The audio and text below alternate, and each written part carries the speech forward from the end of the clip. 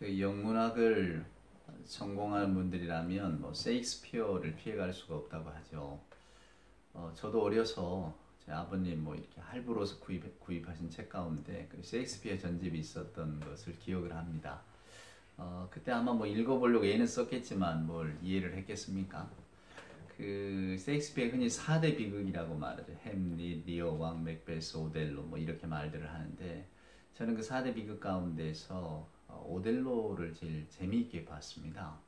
그러니까 다 가족들과 연관된 이야기거든요. 실은 햄릿 이야기, 뭐 맥베스 이야기, 리오 왕 이야기, 또 오델로도 이야기도 마찬가지고 대부분 이렇게 가장 가까운 가족 간에 일어나는 갈등들의 이야기가 실은 이 세익스피어 이야기 속에 숨어 있기 때문에 그게 아마 세계 고전이고 또 다 누구나 다 알고 있고 뭐 심지어는 뭐 그런 오만이 어디 있습니까? 뭐 인도하고도 안 바꾼다 영국 사람들이 세익스피어는 뭐 이렇게 말을 했다죠. 뭐 부끄러운 말입니다만은 그만큼 이제 세익스피어라고 하는 사람의 어떤 그 위대성을 드러내 보인 말 아니겠습니까? 여러분도 아마 학창 시절에 한 번쯤은 다 이 세익스피어 작품 읽기도 하셨고 또 뭐 TV나 영화, 뭐 연극 뭐 이런 많이 보셨을 줄 압니다. 실제로는 읽기가 그렇게 쉬운 게 아닙니다. 이게 다 운문이거든요. 소네트라고 하잖아요. 운문으로 되어 있어서 오늘 저는 오델로 이야기를 가지고 오늘 이야기를 한번 시작을 해볼까 합니다. 오델로라고 하는 이야기 뭐 아시겠지만 그 주인공이 오델로라고 하는 주인공이 실은 무어인으로 나온 흑인이죠. 흑인. 그때 다 백인인데 흑인 장군입니다. 용맹스럽고 뭐 아주 성격 화끈화끈하고 또 어떤 사람의 가치 쉽게 알아보고 그러니까 아주 순진 담백한 그리고 용맹하기까지 한 아주 대단히 멋진 남자입니다. 상남자죠. 영웅입니다. 영웅. 이 오델로라고 하는 사람이 나오고 이 오델로가 이렇게 결혼했던 사람이 데스데모나라고 하는 여자인데 물론 극 중에서는 굉장히 아름다운 물론 백인 여자로 그려집니다. 결혼을 해요. 나이 차이가 좀 있지만 그러니까 이 오델로를 보면 처음에 누구나 바라볼 때에도 아주 세상에 부러울 것이 없는 사람입니다. 용맹한 장군이기도 하고 또 아주 아름다운 아내를 얻는 사람이기도 하고 그리고 뭐 누구나 다 이렇게 존중할 만한 어떤 성품을 가지고 있고 다 좋아 보여요. 근데 이 사람이 무너집니다. 누구 때문에 무너지느냐? 이아고라고 하는 그의 부하 장수 때문에 무너집니다. 이아고의 관계에 빠지는 거죠. 이아고라고 하는 사람 정말 대단한 재밌는 캐릭터인데 말입니다. 온통 악행으로 똘똘 뭉쳐있는 똑똑하지만 그 머리를 전부 남을 모함하고 함정에 빠뜨리는 데 쓰죠. 이 이아고가 가지고 있는 원래 이 그 오델로의 부하였는데 가지고 있는 불만이 있었습니다. 그건 뭐냐면 첫째는 자기하고 이아고 이 캐시오라고 하는 남자가 부관이었는데 이 오델로가 자기 대신에 캐시오라고 하는 남자를 선택을 합니다. 그러니까 승진해서 밀린 거죠. 분노가 있었죠. 또 에밀리아라고 하는 자기 아내가 있었는데 이 아내가 이 오델로하고 정을 통하고 있다고 오해를 한 겁니다. 그러니까 오늘 이 이아고라고 하는 남자에게는 오델로를 파멸시킬 만한 즉 모함하고 관계에 빠뜨릴 만한 이유가 있는 거죠. 하나는 자기를 승진해서 누락시켰고 또 자기 아내와 정을 통하고 있다. 물론 다 거짓 이야기죠. 승진해서 누락된 거는 그보다는 캐시오라고 하는 부관이 훨씬 뛰어났기 때문이고 에밀리아하고는 오델로는 그런 관계가 아니었는데 말입니다. 그래서 관계를 꾸밉니다. 근데 그 관계에 걸려든 게 뭐냐면 이 오델로의 열등감이었어요. 어떤 열등감이냐면 흑인이라는 겁니다. 뭐 인종에 대한 이야기를 셰익스피어가 지금 뭐 인종차별 많죠 아직도. 근데 그런 걸 미리 1600년대에 내다봤다는 게 놀라운 해안같이 느껴지지 않으십니까? 예. 그래서 이 오델로의 열등감을 본 거예요. 세상 사람들이 다 그저 우러러보고 좋아하고 또 뭐 하여간 그가 이루 말할 수 없는 큰 업적을 이뤘는데도 그의 마음속에는 열등감이 있는 겁니다. 이걸 자극하는 거예요. 그러니까 오델로가 빠져들죠. 모함합니다. 뭐 캐시오라고 하는 그 부하 장군, 실은 이 오델로와 그 아내하고 나이 차이가 좀 나니까 실은 뭐 그 두 사람이 뭐 이렇게 좋아 지낸다, 뭐 손수건도 몰래 갖다가 놓고 뭐 이러면서 오델로를 그런 뭐랄까 시기 질투 속에 치정 가운데 빠져들게 합니다. 오델로가 순간 이성을 잃어버리죠. 그리고는 결국 데스데모나라고 하는 자기 아내를 죽이고 맙니다. 나중에 그것이 너무 수치스러우니까 또 자기도 자살을 해요. 그래서 비극 이야기죠. 그러니까 어찌 보면 남들이 볼 때에는 아무 문제가 없고 정말로 너무나 잘난 남자고 정말 많은 업적을 이룬 사람에게도 그런 열등감이 있고, 근데 그 열등감을 자극을 하니까 이아고라고 하는 사람의 꾀임에 빠져서 그 자극을 받으니까 결국은 아내를 의심하고 아내를 죽이고, 심지어는 그래서 오셀로 증후군이라는 말도 생겼잖아요. 예, 의처증 말입니다. 그런 일들을 자행하게 됩니다. 그리고는 수치스러워서 스스로 목숨을 끊게 되는. 물론 나중에 이하고도 다 이렇게 죽임을 당하고 뭐 그런 극 중에 나온 인물들이 대부분 죽습니다만은 그런 이제 셰익스피어 이야기 이 오델로에 나오는데, 저는 뭐 굉장한 해안이고 통찰이라고 생각했던 게 사람의 마음을 정말 제대로 꿰뚫어 봤다는 데 있죠. 그래서 이아고라고 하는 남자가 이런 이야기를 합니다. 우리 인간의 마음은 마치 정원과 같다고. 예. 그래서 정원사가, 우리 인간이 정원사가 거기에다 뭘 가꾸느냐에 따라서 달라진다 그 말이에요. 기가 막힌 통찰 아닙니까? 우리 마음, 우리 사람이라는 게 정원 같대잖아요. 정원사가 거기다 뭘 심느냐에 따라서 그 정원이 달라져 버리는 겁니다. 오늘 우리가 읽은 하나님의 말씀을 봅니다. 예수님의 비유죠. 예수님이 이렇게 비유의 말씀을 시작합니다. 예수께서 그들 앞에 또 비유를 들어 이르시되 천국은 좋은 씨를 제밭에 뿌린 사람 같으니 사람들이 잘 때 그 원수가 와서 곡식 가운데 가라지를 덧뿌리고 갔더니 싹이 나고 결실할 때 가라지도 보이거늘 집주인의 종들이 와서 말하되 주여 밭에 좋은 씨를 뿌리지 아니하였나이까. 그런데 가라지가 어디서 생겼습니까? 주인이 말하되 원수가 이렇게 하였구나. 종들이 말합니다. 그럼 뽑아버립시다. 주인이 말합니다. 내버려 둬라. 가라지를 뽑다가 곡식까지 뽑을까 염려되노라. 그리고는 이제 나중에 추수 때가 되면 내가 곡식은 거두고 가라지는 불태울 거야. 이렇게 말씀하셨다는 거예요. 이제 저나 여러분이 이 본문의 말씀을 이제 우리는 뭐랄까 이런 말씀들 많이 들어오잖아요. 누가 또 이 마태복음 3장에 보면 알곡과 쭉정이 이야기도 나오지만 도대체 누가 가라지입니까? 가라지를 뽑아버려야 된다고 하는데 도대체 이 가라지는 어디서 생겼을까요? 교회 안에도 뭐 알곡이 있고 쭉정이가 있지요. 교회 안에도 곡식이 있고 가라지가 있지요. 뭐 이런 이야기로 이 비유들을 많이 사용합니다만은 저는 오늘 이 말씀 가운데서 제가 아까 오델로 이야기를 해드렸듯이 어쩌면 예수께서는 어쩌면 이런 비유들을 결국은 우리를 두고 하신 말씀이 아닐까라는 생각이 들었어요. 이게 무슨 이야기냐면 우리가 흔히 이 비유의 말씀을 읽으면서 사람 끝까지 봐야 된다. 그러니까 어떤 사람이 서로 젊었을 때 어떤 잘못을 저질렀더라도 그걸 그냥 뽑아버리고 꺾어버리고 그러면 안 된다. 주님은 기다리신다. 그래도 우리도 기다려줘야 된다.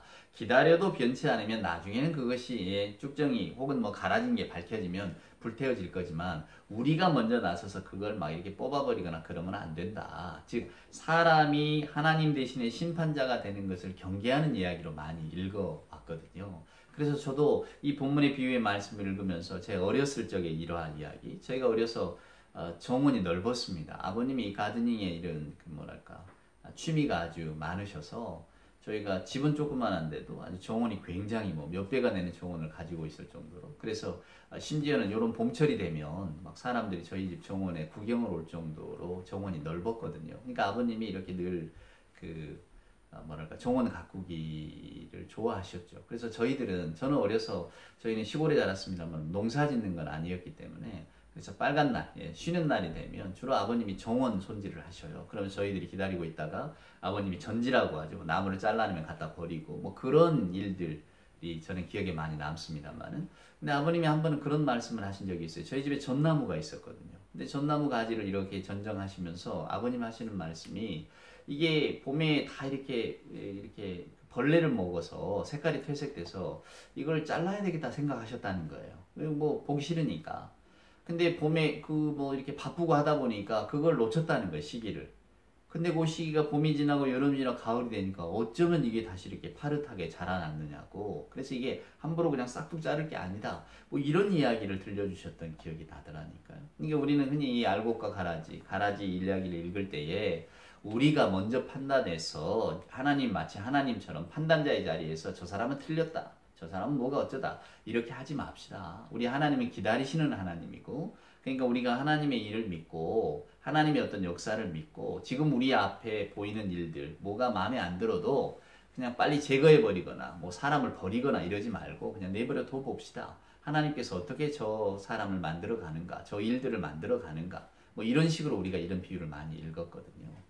근데 오늘은 문득 이 비유의 말씀을 읽으면서 저는 그런 생각이 들어집니다. 어쩌면 이 알곡과 가라지는 하나님께서 맨 처음에 우리를 창조하셨을 때, 오늘 예수님이 비유의 말씀처럼 천국은 좋은 씨를 제밭에 뿌린 사람과 같으니. 자, 하나님의 나라 좋은 씨를 뿌렸잖아요. 사랑하는 여러분. 오늘 우리가 하나님의 사랑 가운데 또 하나님의 섭리 가운데 이 땅에 창조되었을 때는 하나님께서 선한 사람, 하나님의 마음에 합한 사람으로 우리를 창조를 하셨단 말이죠.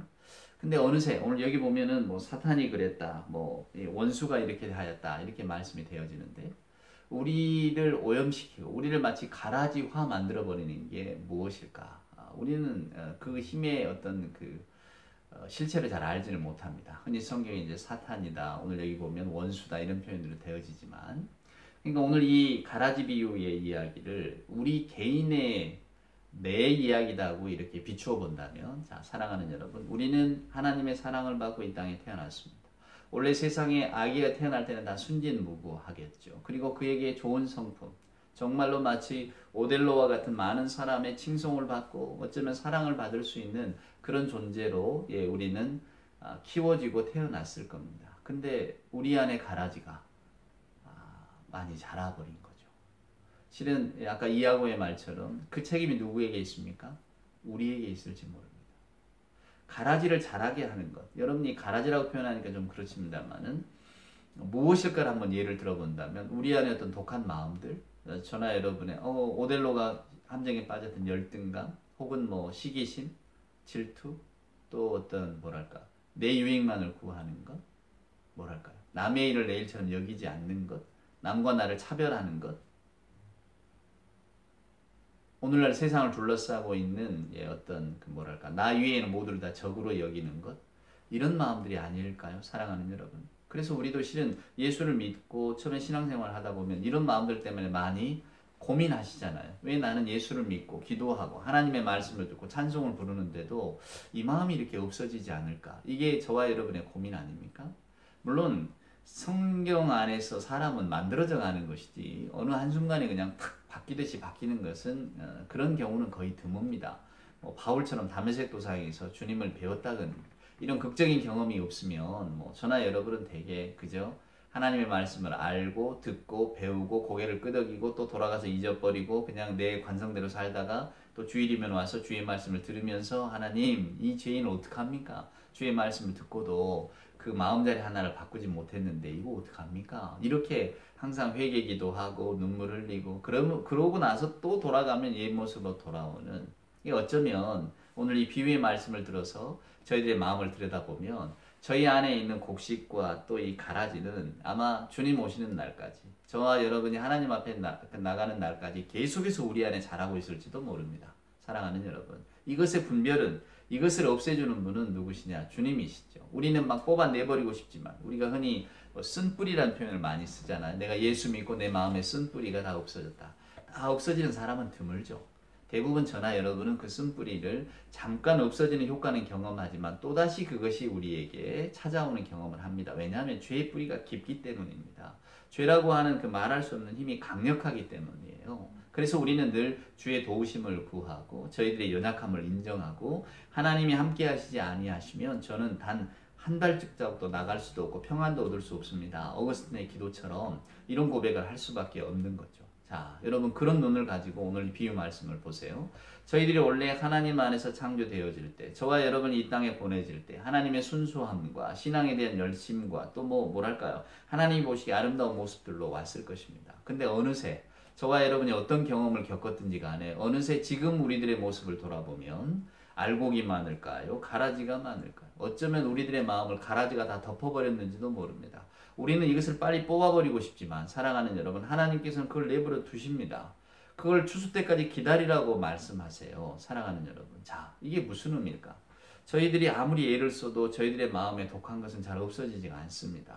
우리가 정말로 남을 미워하지 말아야지, 그런다고 해서 미움이 없어집니까? 내가 남을 원망하지 말아야지, 원망이 없어지나요? 우리는 원망의 노예가 되고 미움의 노예가 돼서 살아갑니다. 시기와 질투의 노예가 돼서 살아갑니다. 오델로처럼 아무 문제가 없는데 괜히 아내를 의심하고, 그래서 결국 애꿎은 아내를 죽이고 자기가 그걸 보고 후회스럽고 통탄하면서 스스로를 또 죽이게 되는, 어쩌면 셰익스피어는 우리 인간이 이런 존재입니다라고 하는 것을 저와 여러분에게 들려주고 있는지도 모릅니다.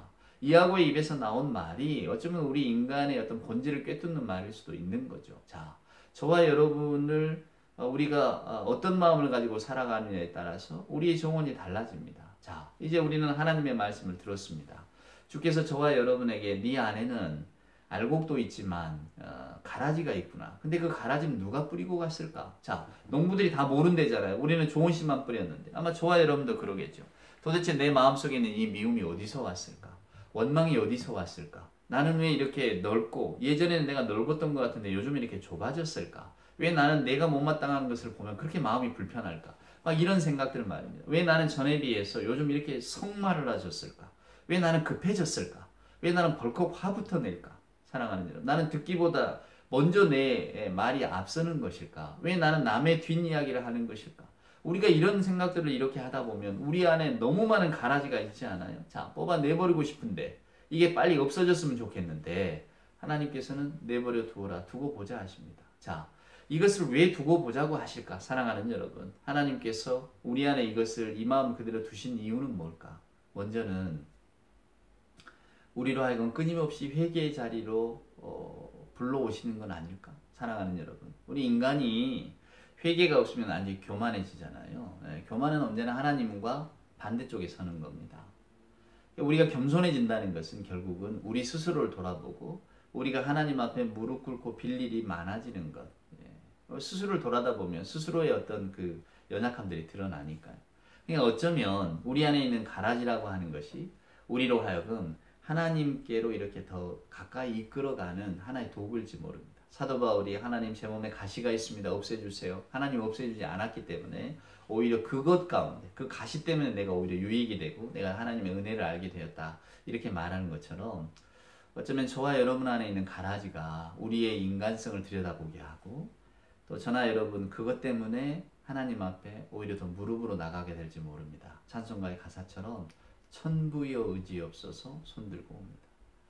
우리는 오델로와 같이 남들이 보기에는 다 멀쩡한 삶을 살고 있는 것 같지만 우리 안에 말할 수 없는 열등감, 또 시기심, 질투, 또 분노. 오델로가 좋은 사람이었어요. 소설을 읽어보면 그 셰익스피어 그게 보면 근데 어느 한순간에 그는 자기의 어떤 그 격정, 끌어올리는 감정을 억제하지를 못합니다. 그러니까 아내를 한번 의심하는 순간부터는 그냥 죽여야 되는 거예요. 멀쩡한 사람이 없죠. 셰익스피어 작품 속에. 이하고도 마찬가지로 그렇게 악한 사람이 있을까? 근데 실은 이 사람도 진급에 누락되고 뭐 이렇게 아내가 갖고 있는 의심. 그 본문에 보면 아니 그 뭐죠? 셰익스피어 작에 보면 캐시오나 데스데모나 정도만 좀 온전한 것 같습니다. 이 데스데모나의 아버지도 말이에요.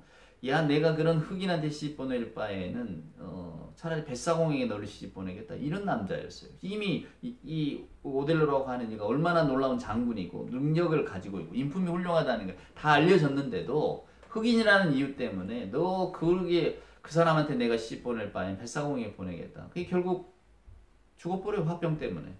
자기 딸이 그 오델로에게 시집가는 바람에 죽어버린단 말이에요. 온통 그런 사람들이 극중에 나옵니다. 우리가 볼 때는 안타깝지만 어쩌면 그게 다 우리들의 모습 아닌가요? 오늘 이웃과 마찬가지입니다. 저나 여러분의 한밤중에 잠에서 깨었을 때 내 마음속에 있는 이 가라지들을 이렇게 헤아려 보면 도대체 이 가라지는 어디서 왔을까? 내가 이것을 기뻐한 것도 아니고 내가 받아들인 것도 아닌데 내가 늘 하나님이 기뻐하시는 정말 그 순전한 마음, 순수한 마음 누구나 다 이렇게 칭찬할 만한 마음 그런 마음을 갖고 나는 살고 싶었는데 어느새 왜 내 마음속에 이런 가라지들이 끼어들어 있을까? 사랑하는 여러분. 근데 그 가라지는 누가 불러온 겁니까? 우리가 불러온 겁니다. 우리가 키운 겁니다. 실은 이것을 없애야 되는데 없앨 용기가 없는 거예요. 그저 더불어 사는 겁니다. 그러니까 어쩌면 하나님께서도 내버려 두어라. 하지만 종말의 때는 반드시 그것을 내가 구분하겠다. 이러시잖아요. 무서운 말씀이죠. 그대로 두되 거기에 대한 책임을 묻겠다고 하시니까 사랑하는 여러분. 그래서 저나 여러분이 하나님을 믿는다고 하는 것은 어쩌면 하나님의 은혜를 알고 사랑을 알면 근본적인 평안 속에 들어가지만 저희들의 삶에 대해서는 항상 조심하면서 돌아보게 되는 겁니다. 오늘 저와 여러분 안에 들어있는 그 무수히 많은 이 가라지들을 어떻게 해야 되느냐 그 말입니다. 아무리 우리가 안절부절을 해도 안달복달을 해도 잘 뽑혀지지 않는 이것을 결국 우리는 어떻게 해야 될까요? 종말에 가서는 하나님이 다 뽑아주신답니다. 구분하신대요. 그래서 나 나중에 불로 불태워 버리신대요. 그럼 그때까지 우리는 어떻게 해야 될 것인가? 맞습니다. 내가 어쩌면 마태복음 3장에 나와 있는 것처럼 알곡이 아니라 쭉정이일 수도 있다는 것을. 그렇지만 그 쭉정이라고 하는 것들을 내가 과연 어떻게 바라보고 이제 어떻게 이것을 처분해야 되는지를 고민할 시기가 온 거죠. 오늘 이 본문의 말씀에 비추어 본다면 분명히 나는 내가 이 세상에 좋은 씨라고 생각했는데 어쩌면 내가 가라지일 수도 있겠구나. 내 마음은 선하다고 생각했는데 어쩌면 내 마음은 좋은 씨앗이 아니라 가라지가 가득한 마음밭일 수 있겠구나. 결국 이것은 내가 내 종언, 내 인생이라고 하는 내 종언을 만들어가는 데에 결국은 이게 큰 원동력이 될 것인데 나는 과연 좋은 씨앗을 가지고 내 인생을 만들어 갈 것인지 내 안에 있는 이 가라지를 가지고 내 인생을 만들어 갈 것인지. 사랑하는 여러분, 하나님은 내버려 두십니다. 저나 여러분에게 너희가 그걸 어떻게 할래? 이렇게 묻고 계시는 것 같아요. 지혜로운 농부라면 가라지보다 좋은 씨앗을 키우는 데 집중하겠죠. 저나 여러분에게도 하나님의 이런 숙제가 주어졌다는 사실을 기억한다면 오늘 어쩌면 우리가 이 세상을 살아가고 또 신앙생활을 한다는 것이 어떤 의미인가를 한 번 더 깊이 있게 생각하는 계기가 될 줄로 압니다. 그래서 여러분, 이 알곡과 가라지 이런 비유를 그저 나는 알곡인데 세상에 가라지가 너무 많아, 왜 하나님께서는 저 가라지를 내버려 두실까, 뭐 이런 식으로만 이 본문을 읽지 마시고요. 어쩌면 내 마음속에 들어있는 좋은 씨앗과 가라지를 바라볼 줄 아는 그 영적인 눈을 가지시고 이 가라지를 내가 어떻게 하면 꺾어 나가고 없애 나갈 수 있을까. 저나 여러분 일상생활 속에서 늘 경험하는 어떤 가라지가 내 마음을 사로잡고 있다고 하는 상황들을 직면하게 될 때에 우리가 과연 주의 도우심을 빌어서 이 가라지를 어떻게 없애고 누르고 더 이상 자라지 못하도록 할 것인가. 이게 우리들에게 책무로 주어졌다는 사실을 기억할 때에 오늘은 조금 더 어제보다는 좀 다른 삶을 살게 되지 않을까, 그것을 소망해 봅니다. 사랑하는 여러분, 이 말씀을 깊이 묵상하고 말씀 가운데 기쁨을 얻는, 또 우리 삶의 어떤 그 이정표, 밝은 빛을 발견하는 우리가 되기를 소원합니다. 이 찬송간장 부를까요? 그래서 어쩌면 우리는 그 존 뉴턴처럼 305장이죠. 나 같은 죄인 살리신 주의 은혜가 안도록 고맙다, 이런 고백을 매일 해야 될지도 모릅니다. 존 뉴턴도 원래 노예 상인이었잖아요. 근데 그가 은혜를 받고 나중에 목회자로 돌변하면서 이토록 근사한 어떤 그 인생의 체험들을 남기고 또 많은 찬송시, 또 설교도 많이 하고 놀라운 일입니다. 나 같은 죄인 살리신 주 은혜 놀라워, 잃었던 생명 찾았고 광명을 얻었네. 어쩌면 가라지가 가득한 우리들의 심정, 그러나 하나님은 여전히 우리를 사랑하고 계시니 이제 이 우리 안에 있는 가라지를 어떻게 해야 될까 고민하면서 이 찬송 한번 불러보십시다. 305장입니다. 나 같은 죄인 살리신 주 은혜에 놀라워, 잃었던 생명 찾았고 광명을 얻었네. 4절 거기서 우리 영원히 주님의 은혜로 해처럼 밝게 살면서 주 찬양하리라.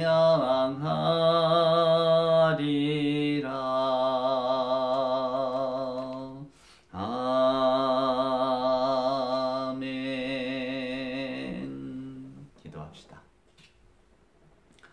이제는 우리 구주 예수 그리스도 크신 은혜와 하나님 아버지의 만극하신 사랑하심과 자비하신 성령님의 함께하심이 어쩌면 좋은 씨앗만 가득할 줄 알았던 내 마음밭, 가라지가 가득 차 있을지도 모른다는 생각을 하면서 이 가라지를 어찌할까 고민하는 가운데 주의 도우심을 구하는 사랑하는 주의 자녀들 머리 위에와 저들의 생각과 저들의 기도 위에 저들의 삶의 모든 조건들과 현실 위에 주께서 사랑하시는 복된 교회 위에 이제로부터 영원 무궁토록 함께하여 주옵기를 간절히 축원하옵나이다.